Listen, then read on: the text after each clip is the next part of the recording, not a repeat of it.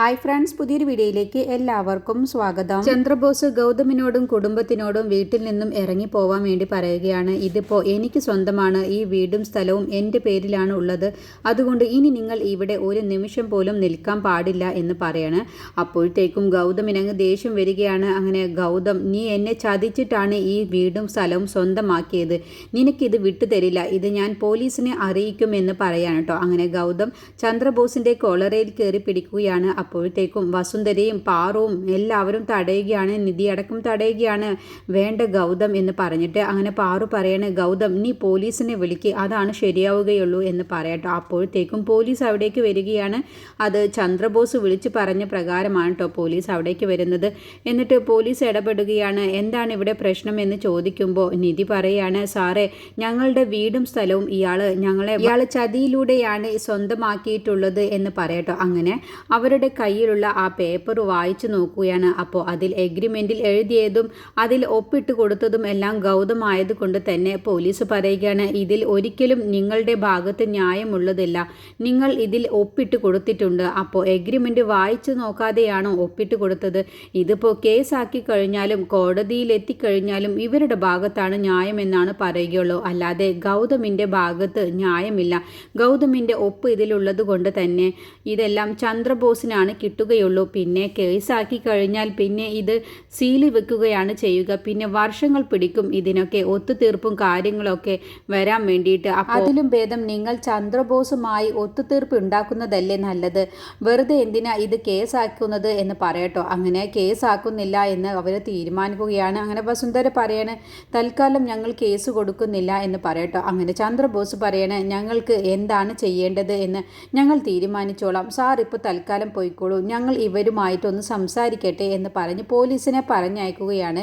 അങ്ങനെ ചന്ദ്രബോസ് പറയുകയാണ്, ഞാനൊരു ഡിമാൻഡ് വയ്ക്കാം, എനിക്ക് 3 കണ്ടീഷൻസ് ഉണ്ട്, അതുപോലെയാണെങ്കിൽ ഞാൻ നിങ്ങളോട് ഒത്തുതീർപ്പിന് തയ്യാറാണെന്ന് പറയട്ടോ. അപ്പോൾ വസുന്ധര പറയാണ്, നിങ്ങൾ എന്ത് പറഞ്ഞാലും ഞങ്ങളിപ്പോൾ അത് അനുസരിച്ചോളാം, ഞങ്ങളുടെ വീടാണിത്, ഈ വീട് നഷ്ടപ്പെട്ടു പോവാൻ ഞങ്ങൾക്ക് കഴിയില്ല, ഈ വീട് നഷ്ടപ്പെട്ടു കഴിഞ്ഞാൽ ഞങ്ങൾക്ക് പുറത്തുള്ള ഇമേജ് എല്ലാം തകർന്നു പോവും, ഞങ്ങളുടെ ബിസിനസ് തന്നെ തകർന്നു പോവും, അതുകൊണ്ട് ഞാൻ പറയുന്നത് നിങ്ങളൊന്ന് കേൾക്കണം ചന്ദ്രബോസ്, എൻ്റെ ഈ അപേക്ഷ നിങ്ങളൊന്ന് സ്വീകരിക്കണം. ജ്യോതി, നീ ഒന്ന് പറഞ്ഞ് മനസ്സിലാക്കി കൊടുക്ക്, ഞങ്ങളുടെ വീട് ഞങ്ങൾക്ക് ഒരിക്കലും നഷ്ടപ്പെടാൻ പാടില്ല എന്ന് പറയട്ടോ. അങ്ങനെ എന്ത് പറഞ്ഞാലും ഞങ്ങളത് അനുസരിച്ചോളാം എന്ന് പറയുമ്പോൾ ചന്ദ്രബോസ് അങ്ങ് പൊട്ടിച്ചിരിച്ചുകൊണ്ട് പറയുകയാണ്, എങ്കിൽ ഞാനൊരു കാര്യം പറയാം, നിങ്ങളെല്ലാവരും ഈ വീട്ടിൽ തന്നെ താമസിച്ചോളൂ, പക്ഷേ ഒരു കുഴപ്പമില്ല, എൻ്റെ ഈ 3 കണ്ടീഷൻസ് നിങ്ങൾ അംഗീകരിക്കണം എന്ന് പറയാണ്. അപ്പോൾ എന്ത് കണ്ടീഷൻസ് ആണ് എന്ന് വസുന്ധര ചോദിക്കുകയാണ്. അപ്പോൾ ഒന്നാമത്തെ കണ്ടീഷൻ, ആധാരം പണയപ്പെടുത്തി ഞങ്ങളുടെ കയ്യിൽ നിന്നും വാങ്ങിയ കോടികൾ അത് 15 ദിവസത്തെ കാലാവധിയാണ് നിങ്ങൾക്ക് ഞാൻ തരുന്നത്, അതിനുള്ളിൽ എനിക്ക് തരാനുള്ള പൈസ നിങ്ങൾ തന്നിരിക്കണം എന്ന് പറയട്ടോ. അപ്പോൾ നിധി മനസ്സിൽ ചിന്തിക്കുക, 15 ദിവസത്തിനുള്ളിൽ എങ്ങനെയാണ് ഗൗതം ആ പൈസ തിരിച്ചു കൊടുക്കുക എന്ന് ടെൻഷനായിട്ട് ആലോചിച്ച് നിൽക്കുന്നുണ്ട് കേട്ടോ. പക്ഷെ ആരോടും നിധി അക്കാര്യം അപ്പോൾ പറയുന്നില്ല. അങ്ങനെ രണ്ടാമത്തെ കണ്ടീഷൻ, 15 ദിവസവും ഞങ്ങൾ ഈ വീട്ടിലുണ്ടാവും എന്ന് പറയട്ടോ. അപ്പോൾ അവരെല്ലാവരും അങ്ങ് ഞെട്ടിപ്പോവുകയാണ്. ഇനിയിപ്പോൾ ഇയാളും കൂടി ഇവിടെ ഉണ്ടായാലുള്ള അവസ്ഥ എന്താകുമെന്നാവട്ടോ അവരുടെ മനസ്സിലുണ്ടാവുക. അപ്പോൾ നിർമ്മലയാണെങ്കിലോ ഇതൊക്കെ കേൾക്കുമ്പോൾ 15 ദിവസവും ഇയാൾ ഇവിടെ ഉണ്ടായിക്കഴിഞ്ഞാൽ ഇനി ഉറപ്പായും ചന്ദ്രബോസ് കാണും, അതോടുകൂടി ഈ വീട്ടിലെ എല്ലാ രഹസ്യവും എല്ലാവരും അറിയുകയും ചെയ്യും, എന്ത് ചെയ്യും ഞാൻ എന്നൊക്കെ കരഞ്ഞുകൊണ്ട് മനസ്സിലിങ്ങനെ പേടിയോടുകൂടി ചിന്തിക്കുകയാണ് കേട്ടോ. പിന്നെ മൂന്നാമത്തെ കണ്ടീഷൻ ചന്ദ്രബോസ് പറയുകയാണ്, മൂന്നാമത്തെ കണ്ടീഷൻ, നിധിയും ഗൗതമും എൻ്റെ അടിമയായിട്ട് ഞങ്ങൾ പറയുന്നത് എന്താണോ അതെല്ലാം അനുസരിച്ചുകൊണ്ട് ബിസിനസ്സിൻ്റെ കാര്യം വരെ എന്നോട് ചോദിക്കാതെ ഇനി ഒന്നും ചെയ്യാൻ പാടില്ല, അതിനൊക്കെ സമ്മതമാണെങ്കിൽ മാത്രം നിങ്ങൾക്കിവിടെ താമസിക്കാം, അല്ല എന്നുണ്ടെങ്കിൽ നിങ്ങളെല്ലാവരും ഇവിടെ നിന്നും ഇറങ്ങി പോകണമെന്ന് പറയട്ടോ. അത് കേൾക്കുമ്പോൾ ഗൗതം പറയുകയാണ്, ഇല്ല, നിങ്ങളുടെ ഈ 3 കണ്ടീഷനും ഞാൻ അനുസരിക്കില്ല എന്ന് തീർത്ത് പറയുമ്പോൾ, എങ്കിൽ നിങ്ങൾക്ക് ഈ നിമിഷം തന്നെ ഇവിടെ വീട് വിട്ട് ഇറങ്ങി പോവാമെന്ന് പറയണം.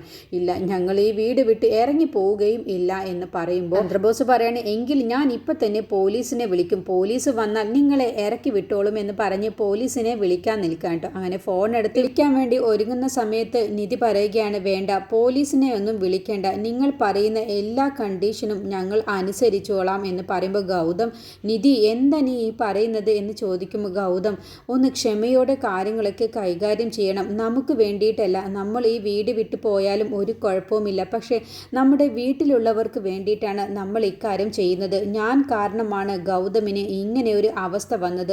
അതുകൊണ്ട് ഇവരുടെ എല്ലാ കണ്ടീഷനും ഞാൻ അംഗീകരിക്കുന്നു. ഗൗതം ടെൻഷൻ ആവാതിരിക്കുക. ഗൗതം, ഞാൻ പറയുന്നതൊന്ന് കേൾക്ക് എന്ന് പറയട്ടെ. അപ്പോഴേക്ക് ഗൗതം അത് വേണ്ട, ഞാൻ അതിന് സമ്മതിക്കില്ല എന്ന് പറയുമ്പോൾ നിധി പറയാണ്, ഗൗതം പറയുന്നത് നിങ്ങൾ കാര്യമാക്കണ്ട, നിങ്ങൾ പറയുന്ന എന്ത് ജോലിയും ഞാൻ അനുസരിച്ചോളാം എന്ന് പറയാണ്.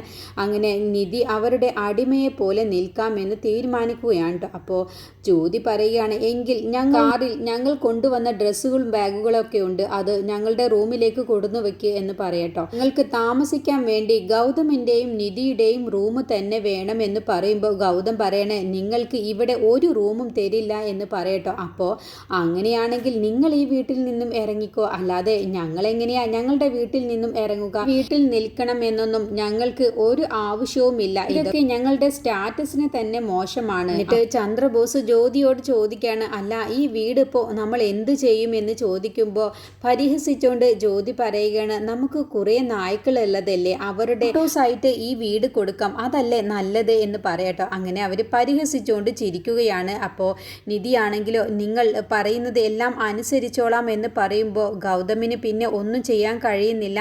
അങ്ങനെ രണ്ടുപേരും കൂടി നിധിയുടെയും ഗൗതമിൻ്റെയും റൂമിലേക്ക് പോവുകയാണ് കേട്ടോ, ചന്ദ്രബോസും ജ്യോതിയും കൂടിയിട്ട്. എന്നിട്ട് നിധിയാണെങ്കിലും അവരുടെ ബാഗൊക്കെ എടുക്കാൻ വേണ്ടിയിട്ട് പുറത്തേക്ക് പോവുകയാണ്, കാറിൽ നിന്നും ബാഗൊക്കെ എടുത്തു കൊണ്ടുവരാൻ വേണ്ടി. അപ്പോൾ ശിവാനി പറയാണ്, നിധിയെ സഹായിക്കാൻ ഇവിടുത്തെ സെർവൻറ്റ് കൂടിയുണ്ട്, അവരെ ഞങ്ങൾ വിളിക്കാമെന്ന് പറഞ്ഞ് നിർമ്മലയെ വിളിക്കാൻ കേട്ടോ. സെർവൻറ്റ് ആ ബാഗുകളൊക്കെ എടുത്തുകൊണ്ട് നിധിയുടെയും ഗൗതമിൻ്റെയും റൂമിൽ കൊടുന്നു വെക്കുക എന്ന് പറഞ്ഞ് വിളിക്കാൻ കേട്ടോ. അപ്പോൾ നിർമ്മല പെട്ടെന്ന് അങ്ങ് പേടിച്ചു പോവുകയാണ്. എന്നെ കണ്ടാൽ ഇപ്പോൾ ആകെ കുഴപ്പമാവുമല്ലോ, എങ്ങനെയാണ് ഇതിൽ നിന്നും രക്ഷപ്പെടുക എന്ന് ചിന്തിച്ച് പേടിച്ച് നിൽക്കാൻ കേട്ടോ.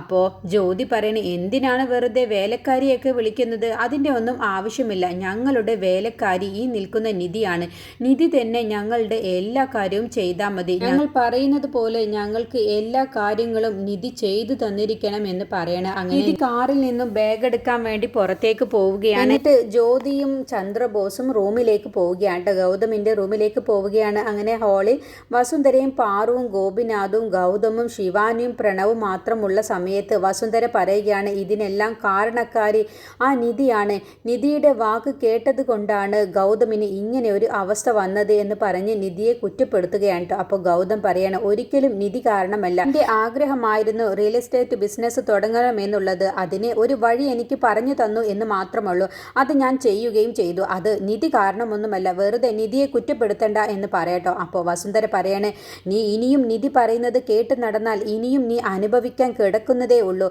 അതുകൊണ്ട് ഇനിയെങ്കിലും നിധിയെ ഈ വീട്ടിൽ നിന്നും പറഞ്ഞയക്കാൻ വേണ്ടി നോക്ക്, നിന്റെ ജീവിതത്തിൻ്റെ നന്മയ്ക്ക് വേണ്ടിയിട്ടാണ് ഞാൻ ഈ പറയുന്നത്, ഞാനിപ്പോൾ ഇവിടെ ഇല്ലായിരുന്നെങ്കിൽ നിങ്ങൾ എല്ലാവരും തെരുവിലേക്ക് ഇറങ്ങേണ്ടി വന്നേനെ, ഞാൻ അപ്പോഴും നിന്നോട് പറഞ്ഞതാണ് ഇതൊന്നും ചെയ്യണ്ട എന്ന്, അപ്പോൾ നീ കേട്ടില്ല, നീ നിധി പറയുന്ന വാക്കുകൾക്കല്ലേ നീ കൂടുതൽ പ്രാധാന്യം കൊടുത്തത്, ഇനിയും നീ നിധി പറയുന്നത് കേട്ട് അനുസരിച്ച് നടന്നാൽ ഇനിയും നിനക്ക് ഒരുപാട് ഭവിഷ്യത്തുകൾ അനുഭവിക്കേണ്ടി വരും, അത് ഓർത്ത് വെച്ചോ എന്ന് പറയട്ടോ. എന്നിട്ട് പാറുവിനോട് പറയണേ, കണ്ടില്ലേ ഏട്ടത്തി കൊണ്ടുവന്ന മരുമകൾ നമ്മുടെ വീട് വരെ ഇല്ലാതാക്കി കളഞ്ഞു, ഇതൊക്കെ കൊണ്ട് തന്നെയാണ് ഞാൻ പറഞ്ഞത് നിധിയെ ഈ വീട്ടിൽ നിർത്തണ്ട, അവളെ ഗൗതമിന്റെ ജീവിതത്തിൽ നിന്നും പറഞ്ഞയക്കുന്ന്. അപ്പൊ ആരും അത് അനുസരിച്ചില്ല, ഇനിയെങ്കിലും ഞാൻ പറയുന്നത് എല്ലാവരും ഒന്ന് അനുസരിക്കുക, അവളെ ഈ വീട്ടിൽ നിന്നും പറഞ്ഞയക്കാൻ നോക്ക് എന്നും പറഞ്ഞ് വസുന്ധര നേരെ റൂമിലേക്ക് പോവുകയാണ്.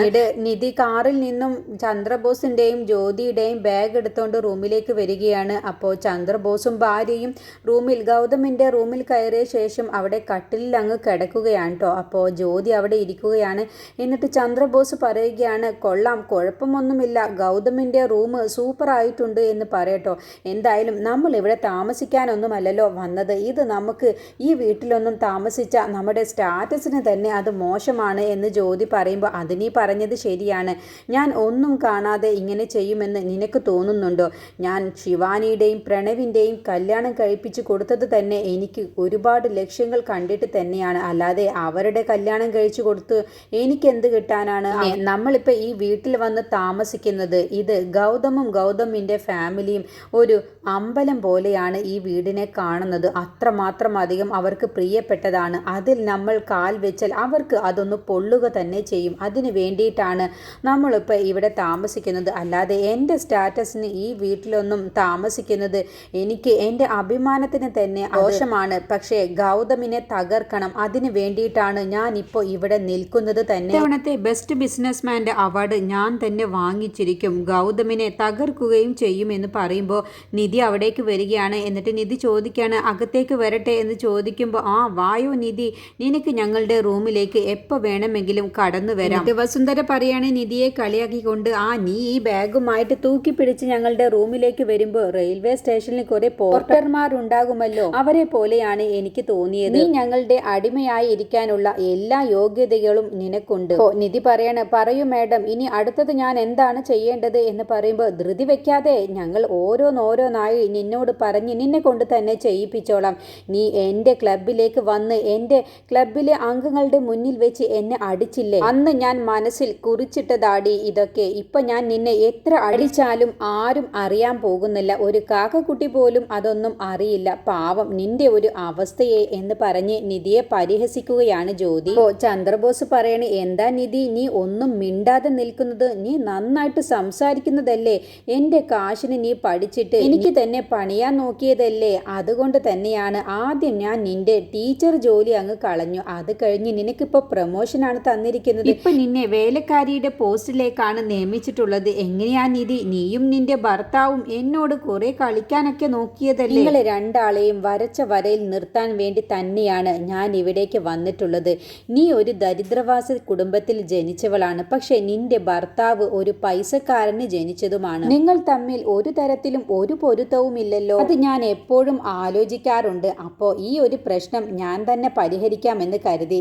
നിന്റെ ഭർത്താവിനെയും ഒരു പിച്ചക്കാരനാക്കി കഴിഞ്ഞാൽ പിന്നെ നിങ്ങൾ തമ്മിൽ നല്ല യോജിപ്പാണ്, നല്ല പൊരുത്തവുമായിരിക്കും. ഒരു കാര്യം മനസ്സിലാക്കിക്കോ നിധി, നിന്റെ ഭർത്താവ് എൻ്റെ അടുത്ത് പണയം വെച്ചത് അവൻ്റെ ജീവിതമാണ്. അവനും ഇനി എങ്ങനെ ജീവിക്കുമെന്നുള്ളത് എനിക്കൊന്ന് കാണണം എന്ന് പറഞ്ഞ് ചന്ദ്രബോസ് വെല്ലുവിളിക്കാൻ കേട്ടോ. അപ്പോൾ നിധി നല്ല കിടില മറുപടി തന്നെയാണ് കൊടുക്കുന്നത്. ഞങ്ങൾ എങ്ങനെയാണ് ജീവിക്കുന്നത് എന്നൊക്കെ നിങ്ങൾക്ക് ഇനി കാണാൻ കിടക്കുന്നതേ ഉള്ളൂ എന്ന് പറഞ്ഞ് തിരിച്ചു നിധി അങ്ങോട്ടും വെല്ലുവിളിക്കാണ്ടോ. എന്നിട്ട് ചോദിക്കുകയാണ്, ഇനി ഞാൻ അടുത്തത് നിങ്ങൾക്ക് എന്ത് ജോലിയാണ് ചെയ്തു തരേണ്ടത്, നിങ്ങൾ അതൊന്ന് പറ എന്ന് പറയുമ്പോൾ ജ്യോതി പറയണേ, നീ ആദ്യം ഈ റൂമിലുള്ള നിന്റെ എല്ലാ സാധനങ്ങളും ഇവിടെ നിന്നും കൊണ്ടുപോ, നിന്റേതായ ഒരു സാധനങ്ങളും ഇവിടെ കാണാൻ പാടില്ല എന്ന് പറഞ്ഞ് നിധിയുടെ എല്ലാ സാധനങ്ങളും അവിടെ നിന്നും മാറ്റുകയാണ് കേട്ടോ. അങ്ങനെ നിധിയുടെ അലമാര തുറന്ന ശേഷം അതിൽ സാരിയും എല്ലാം തന്നെ നിധി അവിടെ നിന്ന് മാറ്റുകയാണ്. അതുപോലെ നിധിയും ഗൗതമും കൂടി ഒരുമിച്ചിരുന്ന ഫോട്ടോസും ഗൗതം വരപ്പിച്ച ഗൗതമിന്റെ സ്വപ്നത്തിലുള്ള നിധിയും ഗൗതമും 3 കുഞ്ഞുങ്ങളും അടങ്ങുന്ന ഫോട്ടോസും എല്ലാം തന്നെ അവര് അവിടെ നിന്നും എടുപ്പിക്കുകയാണ് കേട്ടോ. അങ്ങനെ നിധി അതെല്ലാം എടുക്കുകയാണ്. ഇതിന്റെ മുന്നേ ചന്ദ്രബോസ് നിധിയോട് പറയുന്നുണ്ട്, നിധി ഈ കാണുന്ന ഫോട്ടോസ് എല്ലാം തന്നെ നീ എടുത്തോണ്ട് പോ, അല്ലെങ്കിൽ രാവിലെ എണീറ്റ ഉടനെ തന്നെ നിന്റെ ഫോട്ടോസ് കണ്ടു കഴിഞ്ഞാൽ അന്നത്തെ ദിവസം തന്നെ ഞങ്ങൾ ദോഷമായി മാറും, പിന്നെ അന്ന് ഒന്നും നടക്കത്തില്ല എന്ന് പറഞ്ഞ് പരിഹസിക്കുന്നുണ്ട് കേട്ടോ. അപ്പോഴാണ് നിധി ഫോട്ടോസും കാര്യങ്ങളൊക്കെ എടുത്തു മാറ്റുന്നത്.